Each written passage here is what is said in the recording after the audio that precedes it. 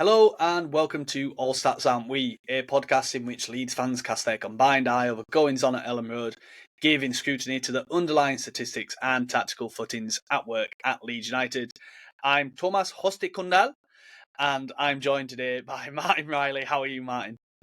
I'm doing good. Excellent pronunciation on your own name there. I loved it. I'm enjoying how it's getting more and more Eastern European every single time. Like even the Thomas now, it has no H and yeah, exactly. It's just they've got to keep evolving it, and eventually it'd be an unrecognisable name to what your name actually is. I'm doing good. I've not had a chance to eat yet because we're recording a bit earlier than normal, but I do have a curry in the slow cooker, which is going to be very good. It's got dropped some broccoli into there, so you would hate it. I know you don't like your greens, do you? There is one green which I did have for my tea tonight as well on my tea. Yeah. I was going to ask, what other curry have you got in there? What sort of curry? What sort of style would you say it is? It's my own thing that I do. I would say probably the closest is a Madras. But I'm sold. I will pick the broccoli out. Yeah, that's probably the closest I would say, because that's my go-to curry whenever I get a takeaway or go to an Indian place. It's got a lot of different Indian stuff in there. The garam masala, lots of that in there. There's coriander. I put some just regular curry powder in there just to mix up the flavour a bit. And the onions, broccoli, lots of chicken. And I don't use the traditional Indian style. I don't make it with oil. It's a tomato base that I do. So it's actually relatively healthy. The only oil that I use is to fry off the chicken before I put it in the slow cooker. So it's fair. It's good. It's my favourite meal, and I'm even having to bring a portion in for someone at work tomorrow because I was talking about it and they like the sound of it so much. And fine, okay, yeah, you asked nicely, so you can have some. But anyway, being a tomato base kind of makes me always think it's also Rogan Joshi. Yeah, it's got a bit of that to it as well. Yeah, it's not true Madras, but that's the closest I would say, but with a mixture of Rogan Josh in there. But yeah, I never really got taught to do it. I just started putting things together, and it eventually evolved over time. They're always the best ones. They're always the best curries. And then when you first do it, you forget, and then you try to do it the second time, and it's like nowhere near as good of the flavour, and you have to rebuild and actually kind of keep track a little. I've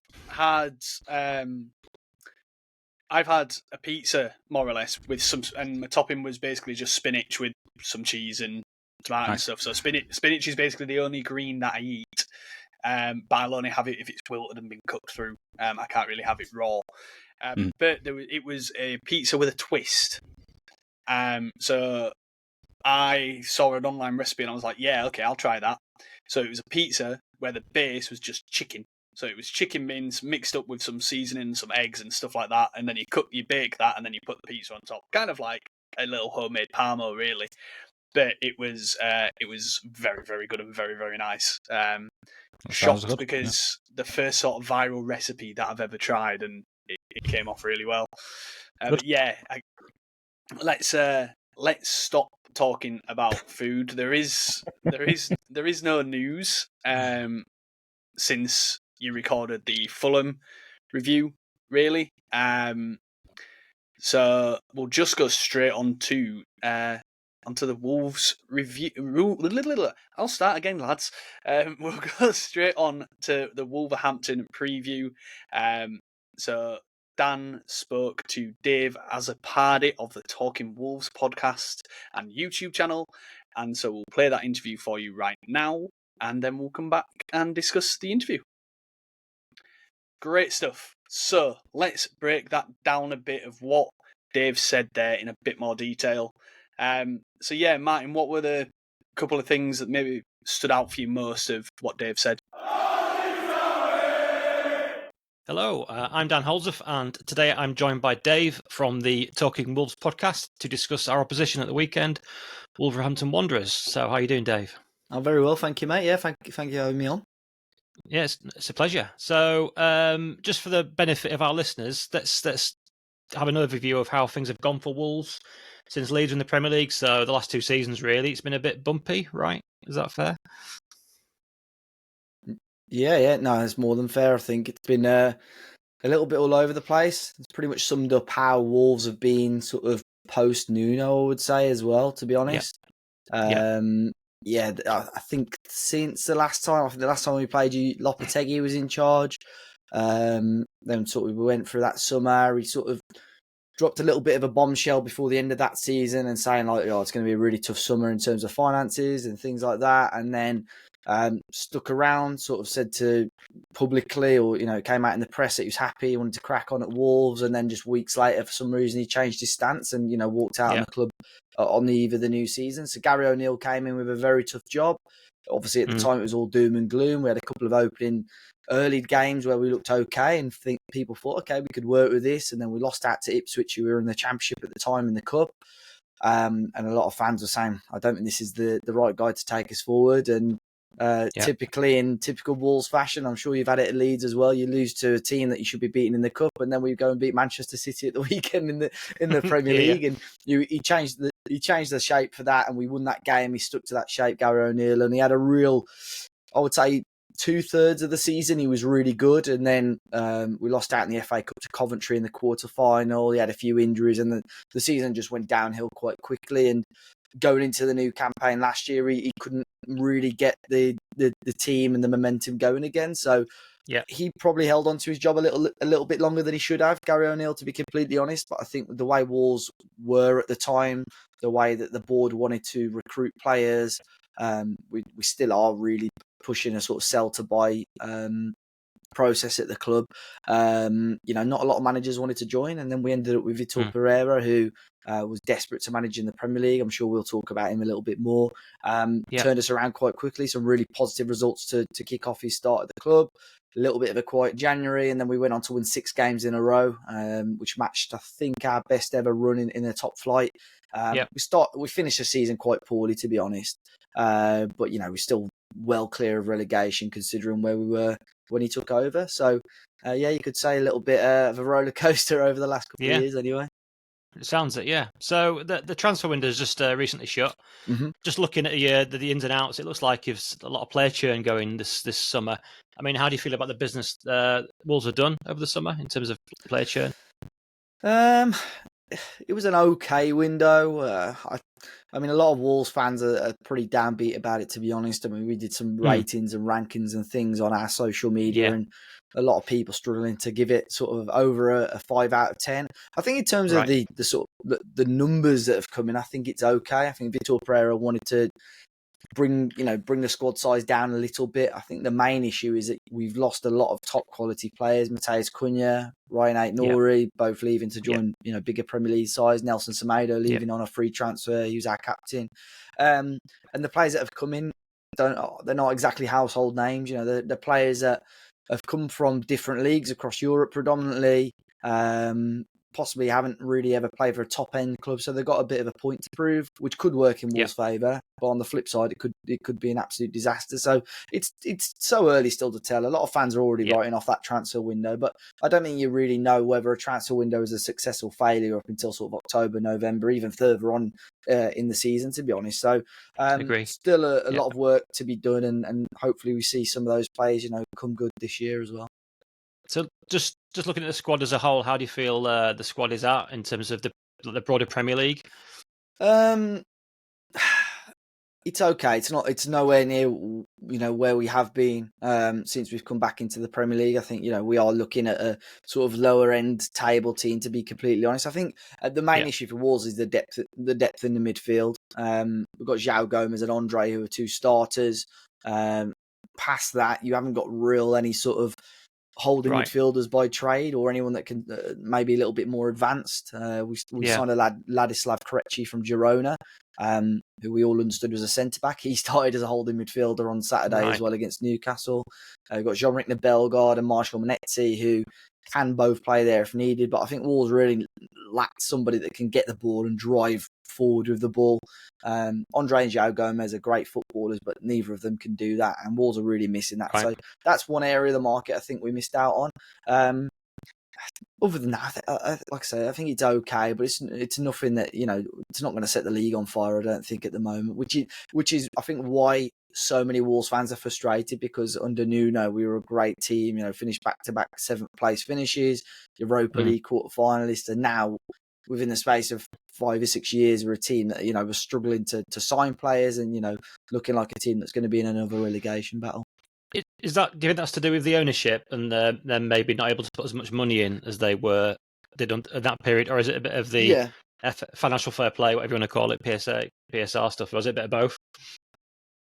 It's probably a bit of both, to be fair. I think the PSR thing does come into it as well.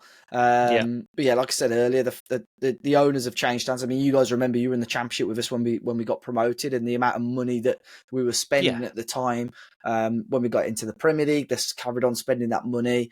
I think COVID didn't help. It really killed our momentum as a football club in general. We were on the up massively then, and sort of around COVID we peaked, and since then we just haven't been able to claw that back. So I think PSR is an issue as well.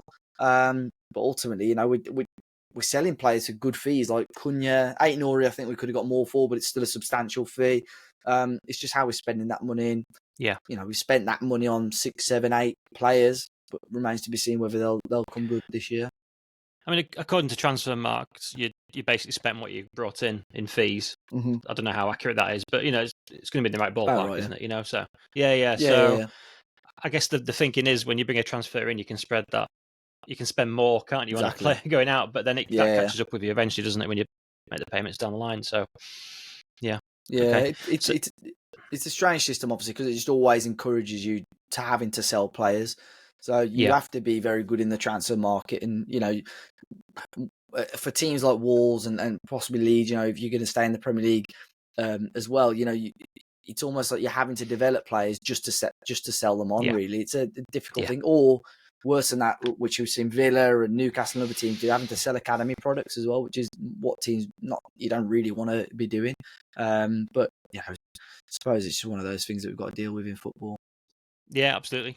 Well, we had to do that last year with Archie Gray going to Spurs for big money just for PSR reasons. Exactly that, and so we've been there recently. So. Okay, cool. So our listeners won't be familiar with your head coach, Vitor Pereira. Could you give us a bit of background on his time at Wolves and how you feel about him and his coaching of the team so far? Yeah, like I said, he came in around middle of December last year. So when Gary O'Neill had got sacked, and he started off. There was a sort of period of fixtures that Gary O'Neill had where when he was really struggling. I think at the time we had someone like Southampton. We had Ipswich, we had Everton, who were in awful form under Sean Dyche, and I think he was under real pressure. He managed to get a win out of the Southampton game at home. We then got thumped 4-0 against Everton, who hadn't scored in about 5 or 6 games. And a lot of Wolves fans at that point thought, let's just get rid now. And he kept his job. Then we went into the Ipswich game, who at the time were a massive relegation rival, and we took that away. We lost 2-1. We were awful in that game. And things spilled over. I think you may have seen that Mateus Cunha grabbed one of the security guard's glasses, and it just kicked off. So in the end, that's when he lost his job. Obviously, his fans, one of the more, I suppose, exciting parts sometimes to see who's linked with the job. But it was pretty quick. I think within a few hours, we saw that Vitor Pereira was going to take over. He was managing in Saudi Arabia at the time at Al Shabab, so he came over. He's been linked with many Premier League jobs over the years. Everton, one of the teams that he's been linked with most. I think one of the biggest reasons Wolves went for him as well, other than being rejected by many managers behind the scenes, I believe. But he still played a back five, which is how Gary O'Neill was playing and how the squad was in terms of like a shape and which players were there. It was built for a back five, really. So he came in and, like I said earlier, he kicked off brilliantly. We played Leicester in the first game, which again, you're a little bit nervous going into a game like that because you need to win it, really. Thankfully, the new manager bounce worked in our favour. We beat them away 3-0. We then beat Manchester United at home just before or just after Christmas. I think it was Boxing Day, actually. We beat them. That's not such a big scalp these days, though, is it? I like saying that. Yeah, he managed to get the... it's weird when you look at the fixture list. It's always a bit of a worry. Like, you think, we got Manchester United. But yeah, like you say, it's just one of those. And we managed to get the double over them last year as well. And then we drew to Spurs. So he started off really positively, to be fair. Like I said, had a little bit of a wobble in Jan. Really nice run of form throughout sort of March, April time, and we sort of fell off a little bit. So going into this season now, I think the club sort of wanted to give him a lot more control in terms of recruitment. We moved on our sporting director, Matt Hobbs, and Vitor brought in his own guy, a guy called Domenico Tetti, who he worked with in Saudi Arabia, an Italian guy. And I think it's a way for, obviously, the club, Fosun, who are the owners, have had a lot of pressure on themselves over the last few years. I think it's a way for them. It's a little bit of a risk, but to sort of take the pressure off them, and they've put it towards Vitor Pereira and this guy, Domenico Tetti. It's a little bit of a risk, but I think when things start to go wrong, or if it carries on going wrong as it has done this season, I think the club are just going to say, oh, look, we've given him the tools. He's done it. So it's easy for them to pass the buck. However, I don't think it's going to be that straightforward, because I think fans have had enough of their rubbish that they're going to see through the ownership, really. So it's weird. Vitor Pereira was very upbeat normally in press conferences. Before the Newcastle game, he was almost the opposite. We lost out 1-0 on Saturday, and then I watched his post-match press conference earlier on today, and he was all of a sudden quite passionate again, and saying that he needs time with the team, and he said, trust me, be patient, and I'll improve this football team. So I suppose we'll wait and see. Do you think the fans will give him that time? Do you think they'll back him? Do you think there's... I don't know. It's strange, because it's just a real weird time to be a Wolves fan at the moment. The fan base is like on edge with everything. You know, every time there's a positive thing, it's almost as if everyone's got to try and spin it into a negative somehow. Like the chairman's seeing people publicly, trying to sort of repair relationships, and people are just still seeing it in a negative light. So it's going to be difficult, and fans are already starting to turn on him a little bit. I think it's extremely harsh, but it doesn't help. There's stats. You know, we've lost our first 4 games. The first ever time Wolves in their history have lost their first 4 games of a league campaign. So, you know, when stats like that are doing the rounds, it's never going to help his cause. So his sort of line at the moment is this week coming up now is the first time he'll have his complete squad available for him to train with. You know, deadline day came, signed players, and then obviously it was the international break, and we had 15 players on international duty last week. So he had 8 first teamers to work with. So he's saying look, next couple of weeks, I think that's, and fingers crossed, you know, we can start this Saturday, but I don't think it's going to be that straightforward. Okay, fair enough. Well, let's get onto the match itself. How do we expect Wolves to look like on the ball and kind of attacking? You know, how did they sort of set up at the moment? So yeah, in terms of a system, well, we have been playing sort of a 5-2-3, the 3 being sort of 2 number 10s and a forward, so almost like a box type midfield, 2 holding midfielders and 2 number 10s behind a striker. We've seen that pretty much since day one under Vitor Pereira. However, against Newcastle, he completely switched that, so we played a 5-3-2. The 3 in midfield were very flat, the 3 very defensive midfielders. I think that was maybe to match up the Newcastle midfield, and then we played Hwang Hee-chan as like a second striker off Tolu Arakadare, who was a big striker that we'd signed on deadline day. Some elements of it worked. You know, we've almost scored within 10 seconds on Saturday. We're a long ball forward. Arakadare holds it up, and Rodrigo Gomez forced a really, really good save from Nick Pope. But other elements in terms of actually being able to create from the back, we really struggled with. So going forward is a little bit of a concern. We've only scored twice in the league so far this season. That was against Everton. Conceded 7 at home in the first 2 games, 4 against City, 3 against Everton. Away from home, being closer games of 1-0 defeats to Newcastle and Bournemouth.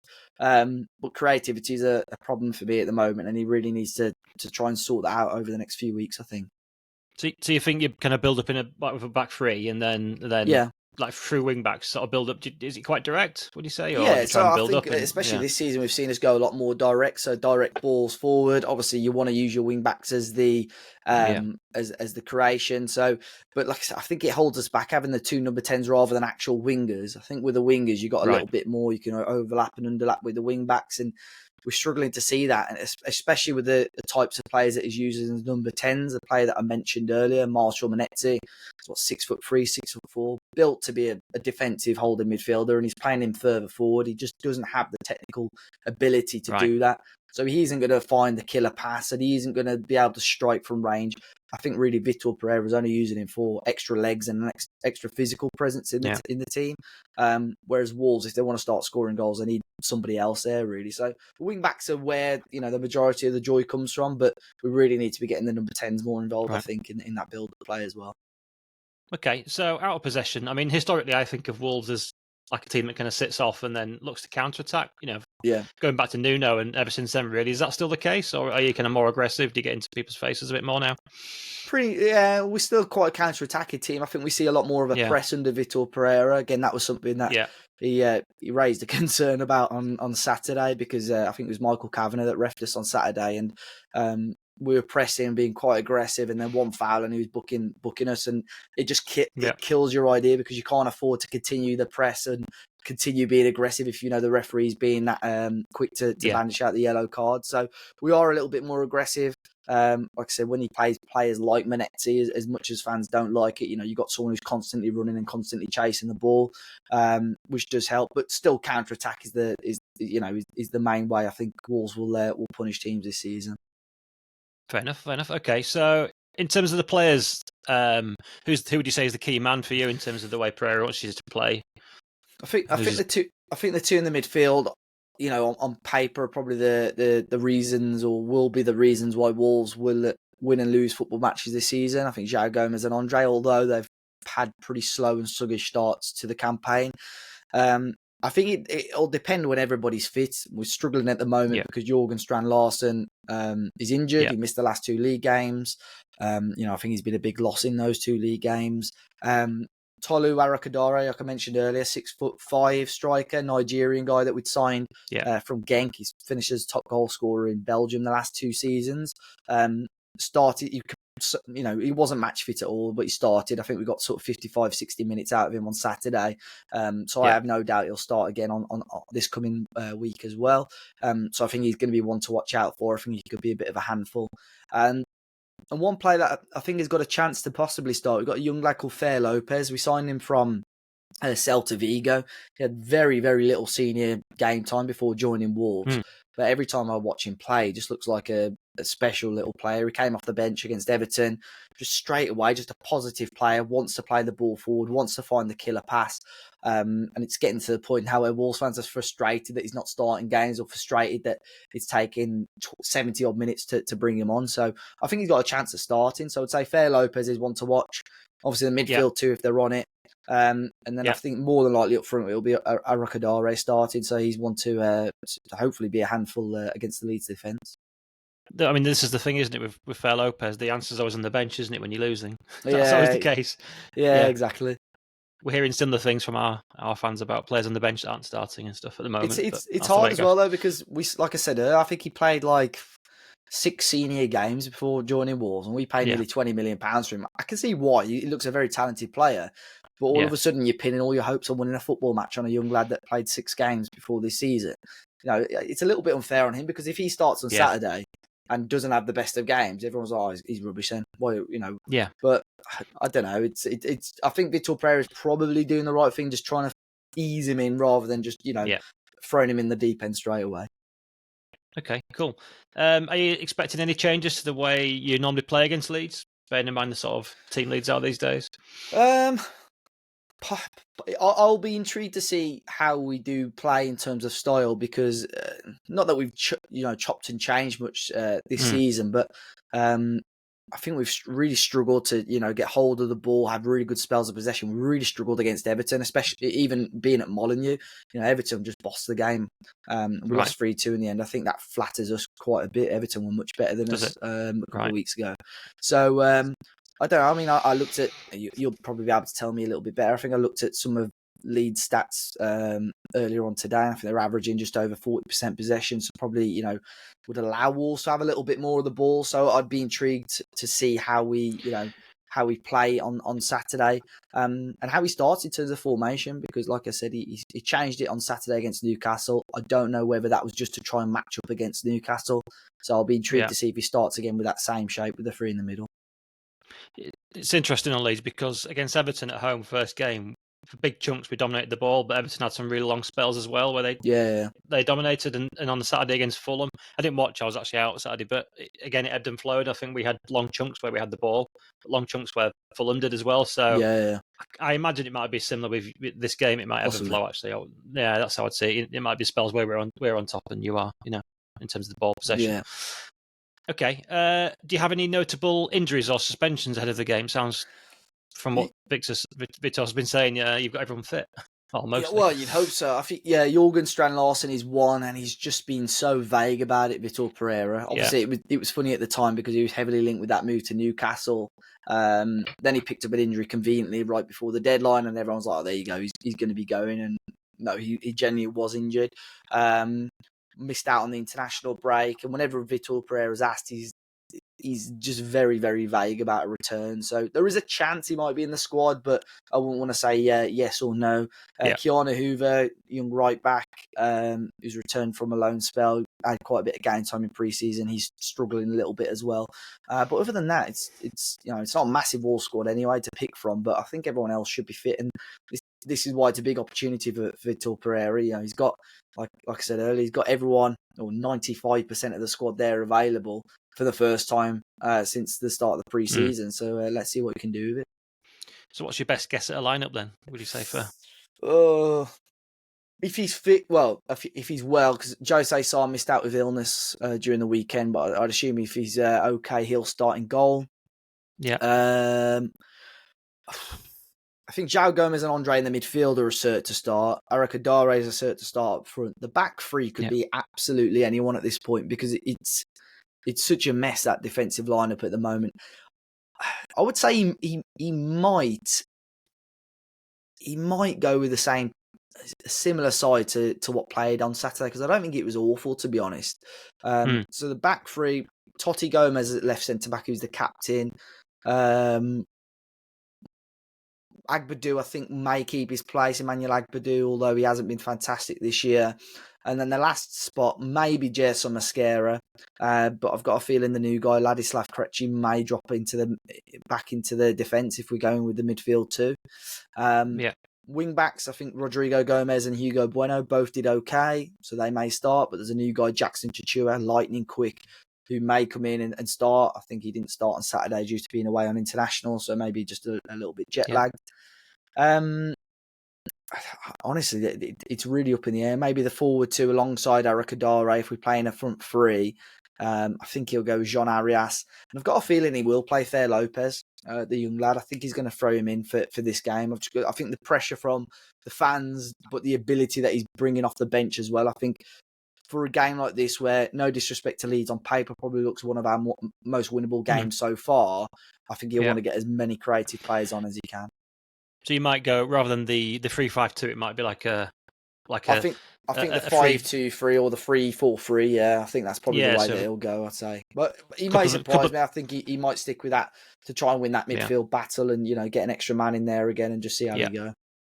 Yeah, we've got quite a combative big midfield actually, so I guess we're trying to bully teams in the middle of the park. So yeah, he may do that again then. Yeah, it might match up. Yeah. Okay.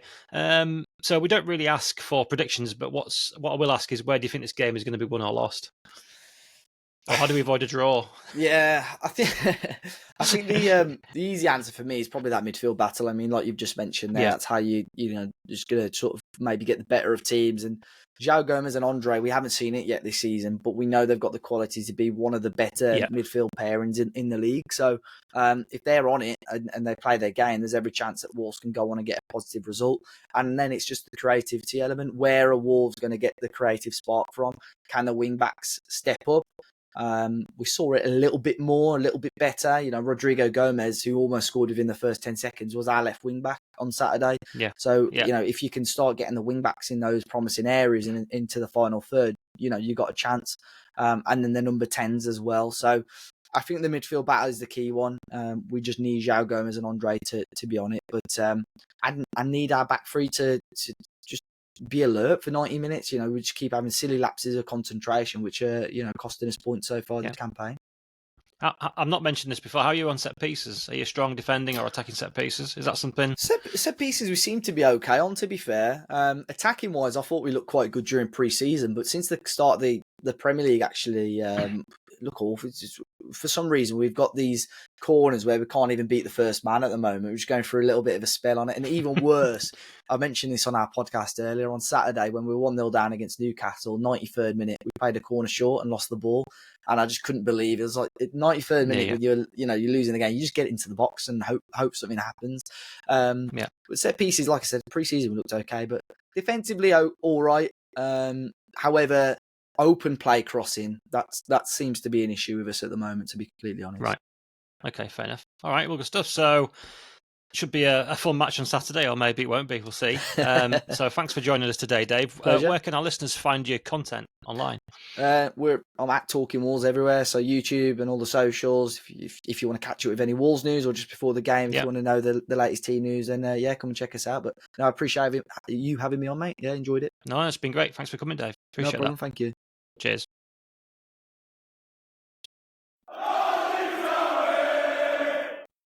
Sorry to interrupt, just a quick one. If you're enjoying the video, be sure to like and subscribe to help us keep the content coming.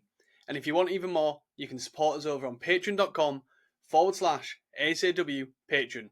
You'll get bonus podcasts, exclusive articles, and access to our Discord community, all while helping us make more of the content you love. Thanks. Now let's get back to it.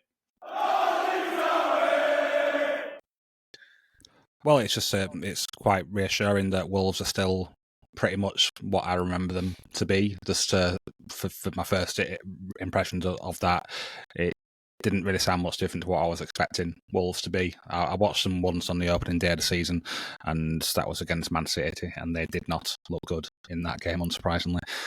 But yeah, I think there's a lot of things that's stood out. The main thing was the midfield areas. I think that maybe they don't have too many runners in those central spaces.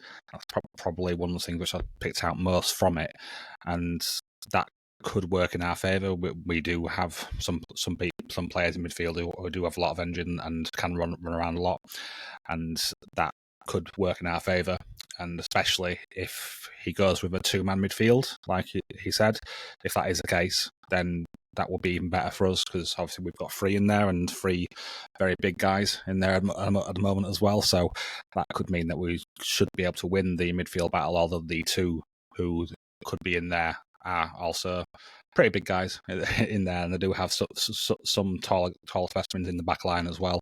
So it won't be a total physical dominance. Their backline especially, they've got a lot of height in there, and I can see why he said that they have had some joy from set pieces, because we've got so much height in the backline. We've been three centre backs. So yeah, those are the main things for me. How about you? Yeah, pretty much similar. What interested me was that he said regarding the set pieces that he felt that they'd been quite good in pre-season, and then come the season it's kind of dried up and not really been as effective. I think it seems like Vitor Pereira's shelf life might be running out. Obviously, he had a very good run midway through last season, which pulled them out of the relegation zone, and then wasn't really bothered. But that's also because the three teams that did go down were so bad. You only needed one good run last year to stay up, really. And it's not really. And I remember thinking at the end of last season they didn't look that good, and then this season they've not looked great, and they've lost like two of their key players, obviously Aït-Nouri and Cundell, and I wouldn't say that they've really replaced them properly straight up. They replaced them with players who need a bit of time to develop, and it's a question as to whether that was the right choice. I think if they get through this season, it might show that it's the right choice next year if they stay up, but if they go down, they might be okay. They might be able to keep those players because they need to develop and stuff like that. You know, he was talking about Fer Lopez, who only played 6 times or had 6 starts last season, and then they've spent 20 million on him, and whether he's fully ready for starts and for Premier League football. But it's kind of the only kind of players that they've got, or the player that they've got who is creative. And just to put that on us again, that kind of shows the market that was there for those creative players, doesn't it? That Wolves needed a creative player, and we're only able to get a guy who played 6 times last season. It still cost them 20 million. So yeah, and then like I said, the midfield runners, not being able to carry through midfield is probably quite good if we decide to sit off. But if we do try to be a bit aggressive, which we know that Longstaff and Ampadu can be, and Stack definitely can be as well, then we might have a couple of issues there. So yeah, when we get onto it, we'll discuss how maybe we combat the fact that they don't have ball carriers, really. yeah, those were my main takeaways, and yeah, another back five which we faced against Newcastle in the end as well, didn't we? I know that I said before we started, Yes. maybe that'll be something different, but we did face a back five against Newcastle already, and yeah, we fared quite well. But those were the key things, and you know, we've said, and you know, Dave said as well. We think this is a good time to play Wolves. This is probably a good game for us to try and look to get our first away win. But you know, Wolves were also saying this is a good time for us to get our first win. Which is not wrong. You know, you're playing a team that's just been promoted.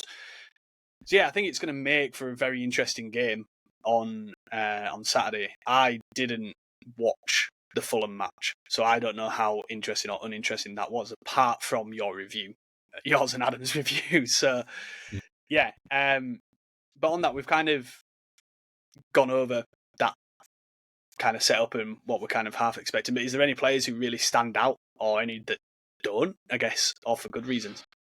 Yes, well, there's a few players who I'm quite familiar with. Obviously, Tolu Orokadare is one who I'm quite familiar with. He was my recommendation for Leeds, and in not this summer's transfer pod, but the summer before. And I also like him. He had another good season in Belgium and finished top scorer, like Dave said. So he's a player who I'm quite familiar with. He's a big unit. He's got a lot of pace and power in his game. He's a little raw in that he doesn't have a great first touch at times, so that can mean the ball can bounce off him, and he can't do a good job of trapping the ball because of that first touch. But he's got a lot of things which will make him a challenge for any centre back to deal with because of his strength and his pace as well, which goes behind that. He's got really long legs, so he can cover ground really, really nicely. So he's probably the one who I'm most familiar with. And then out of the rest of the team, there's not too many players that I'm really all that familiar with, if I'm totally honest. The only other one which I know a little bit about was one of their centre-backs, Agbadou, who did not cover himself in glory in that match which I watched against Man City. He was quite bad in that. He gave the ball away numerous times under pretty little pressure at times as well, and caused a lot of problems for Wolves. So he would be a man who I would be looking to press when the ball gets played to him. He would be one of my pressing trigger for us. As soon as the ball gets played to him, close him down, force him into errors, and that could lead to some high turnovers there. So that is the other guy. Just looking through the lineup which we're expecting. Not too many others, like I say, that I really know too much about. So I'm going to hand over to you, see if there's anyone else who you can talk about. Yeah, I think the players which kind of stand out to me are just kind of players that we know about a little. You know, Hwang Hee-chan is a pretty effective footballer, pretty good footballer, but again, not someone who's going to lead the team, like not going to be the talisman like Cunha was for them. Hugo Bueno, I think, is a really promising player, but it looks like he's going to be playing right wing back potentially. And his best position is left wing back for certain. Ladislav Krečky, know a little bit about him. He was someone that Leeds were rumoured to be interested in at one point. If we went up first time round, I think there was some talk, and yeah, but he's played in midfield, but you know, left-sided centre back. So we've got kind of like in the predicted lineup of Krečky, and I've put or Totti, and then remembered that Totti was captain, so it's not going to be Totti who drops out. Probably he's likely to be Mosquera or Agbadou. And I think Mosquera is quite a good box defender, and so is Totti, and I feel like that might be something which Wolves will want to keep with. But yeah, otherwise, you know, Jose Sarr probably the best player in my opinion that they've got there. He missed the last game due to illness, as Dave mentioned. But if he comes back in, you know, he's a very good shot stopper, very good penalty shot stopper as well. Like probably one of the better penalty spot shot stoppers. That's what I'm trying to say. Yeah, that's in the league, and so yeah. But like I said, none of it really. There's no players there that really stand out to me, really make me worried about facing them. And I look at it and I'm just like, I think we should be able to win this game, and I'd want us to go out and go win this game. That's my take on it. No, that's totally fair. And there isn't a player who really strikes fear in me. Just that like, and I look at their the players in wide areas. I don't think there's anyone there who our fullbacks would struggle to deal with on an individual level. I think we should be able to handle them. So Q with one wing back assisting the other wing back with a goal for this one, for me jinxing it. But yeah, you're right on Jose Sarr probably being their best player. I think he has caused problems for us in other Premier League games. He's been with Wolves a few years now, hasn't he? So yeah, he's definitely probably their best player, and you can kind of understand with the way their team looks why they are struggling this year, because they've lost a lot of quality and they've not done a great job in replacing it. Because for one, the profile of players that like Cundell is obviously a very experienced all-round attacker. Really, he's creative. He offers goal threat, and it seemed that they've replaced him with Fer Lopez, like you said, and that's a big downgrade in my opinion. But they wouldn't have been able to attract a player of Cunha's quality, most likely, with losing other players as well in the team, like Nuri. He's a fantastic player, and again, they would not have been able to replace him. So it's a good time to play them. They've had a bad start to the season, and I also will be looking at this one to say that this is a game that we can win.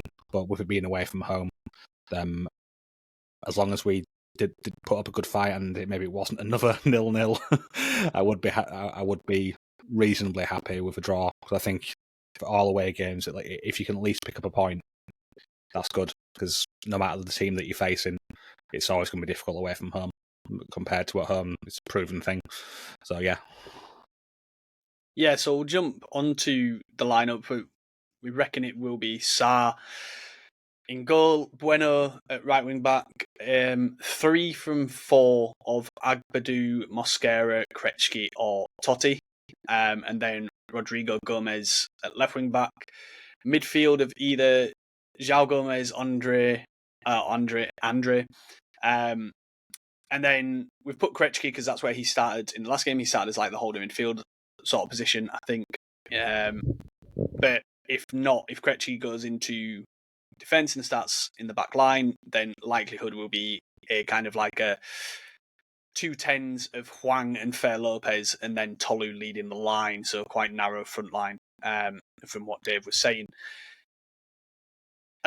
Again, like, yeah, there's just nothing there. We've just discussed it, but which way do you think it's going to go? Do you reckon the 2 in midfield, or be solid with 3 in midfield? I personally think he'll go for 3 midfielders just to match us up. It doesn't seem like it would make too much sense. I realise obviously they've got already a lot of players in defensive areas, but you also need to try to dominate in that midfield area to get any joy out of most games.